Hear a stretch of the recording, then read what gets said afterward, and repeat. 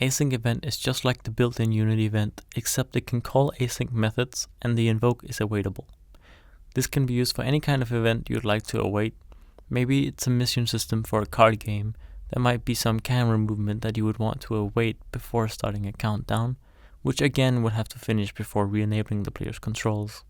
The event itself can be invoked in 3 ways. When all will call all your methods, then wait for all of them before finishing.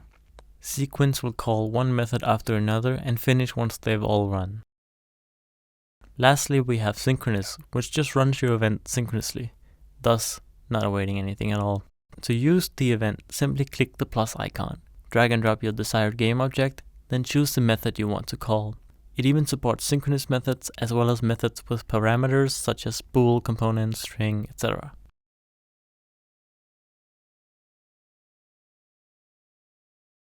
Once you're done adding calls, you can choose the invoke type in the dropdown. To implement the event, just declare it like any other variable. Then in your code you can invoke and await it. If you want to ensure a specific type of invoking, you can do so with a parameter.